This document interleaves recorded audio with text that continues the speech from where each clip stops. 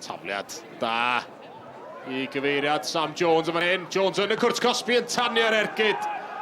Yn syth at Harry Lloyd. Cyfle da i'r ymosodwr o'r tafliad hir. Ellis Evans. Ôl a hi gan Cosby. McCarthy ar bas. Cosby ni flicio hi mlaen. Baker yn y cwrt Cosby. Ac Elliot Evans yn canfod. Cornel bella rwyd.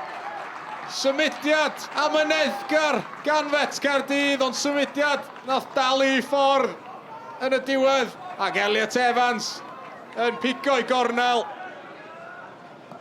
Price ar gic gornel, honna, yn syth drwy ddwylo Harry Lloyd. Ac mae yng nghefn y rhwyd gan Matthew Chubb. Camgymeriad erchyll gan y golwr. Chubb oedd yno I roi honna yng nghefn y rhwyd. Chubb dal yn cael ei wylio gan Arsan ac yn cael ei daclo yn hollol deg. Arsan ar bas ymlaen I chwilio am Mendes, ond yn tanildio'r meddiant yn ddigon rhad. O, Chubb rwan yn gwthio, naim Arsan i'r llawr wrth iddyn nhw ffrio am be ddigwyddodd yn fanna. A mae'n gerdyn coch I Chubb yn fan hyn. Chubb yn cael ei anfon o'r cae a mwthio naim Arsan. Arsan wedi daclo chydig eiliadau'n gynt. Ac yna, wrth I Chubb godi i'w draed, mae Arsan yn deud rhywbeth wrtho fo, a Chubb yn ei wthio fo yn ei frest, dwi'n meddwl. Oli Southern ar y dde. Shannon, at Luke Wall, a Burke ar ergyd, mae hwnna'n adlamu I gefn y rhwyd. Mae yna gol yn ôl i'r Bala, a dwi'n meddwl bod Luke Wall yn ei hawlio hi. Meddwl bod ni'n cymryd y cyffyrddiad lleia oddi ar Luke Wall. Arsan yn clywed galwad Dave Edwards. A Dave Edwards sy'n dal yn dilyn honna i'r cwrt Cosby. Os na drosedd oes, mae gicr smotyn i'r Bala. Ac mae'r gêm yma wedi troi ar ei phen. James Davies gafodd ei faglu yn y diwedd. Edwards yn erbyn Alex Lang. A Dave Edwards wedi methu hi, mae Alex Lang yn arbed yn wych I lawr i'w chwith. Arbediad campus gan y golwr. Ac Edwards wedi cadw'r ergyd yn isel, ond ddim digon o bwer iddi. Ac mae rhaid dweud mae hwnna yn arbediad o'r safon ucha gan Alex Lang y golwr I gadw'r mantais i'w dîm o. Mae yna gicrydd rwan yn erbyn Met Caerdydd. Chwaraewyr y Bala yn cael gair efo CJ Craven. A mae yna gerdyn coch yn fan hyn, oes? I CJ Craven. Ac mae Met Caerdydd I lawr I 9 chwaraewr. Christian, that game had everything. 3 goals, 2 red cards and a penalty save.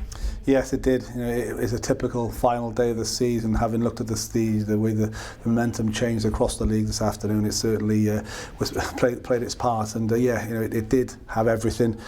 We got what we wanted in the win, but unfortunately, it just wasn't enough at the end with the results elsewhere. I thought we started the game really well, competitive, and then defensively poorly to give 2 goals away. Really poor.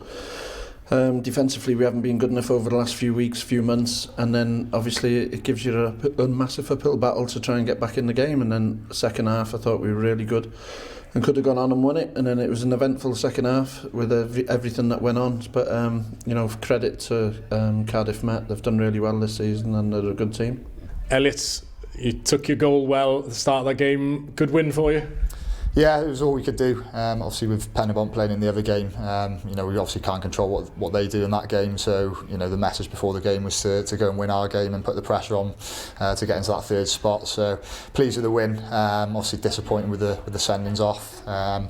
Have to look at them back, but yeah, I think obviously, you know, we did what we could, and then at the end, I thought the boys dug in really well to see out the win under difficult conditions. Really, we started the season well. We had good run up until Christmas, and then since the split we haven't been good enough. We haven't played well enough, and we know that. But the beauty of this, it's a one-off game. We've got a chance to win the Welsh Cup, which is absolutely huge, and then obviously that will get us into Europe. So it's a big game for everyone involved with Bala Town. So we'll prepare right. We'll do our best. We're obviously massive underdogs, and so we haven't beat TNS for a long time, but you never know in football. We've just got to prepare in the best way we can, all show up, and then hopefully the footballing gods are on our side.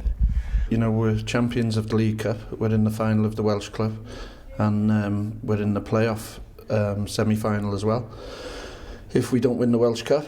So, you know, for our standards, they're so high. You know, I've just seen on social media with Scorio, with teams celebrating to stay in the league, and obviously people celebrating to stay in the league in Wednesday as well.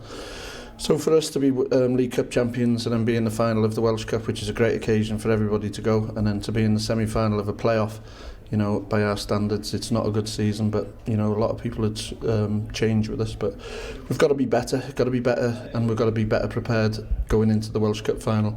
Otherwise, it'll be a bad day for us, but there's no pressure on our lads. It's important that we go and enjoy it, but it's important that we prep well and look forward to it and give a great account of ourselves on Sunday.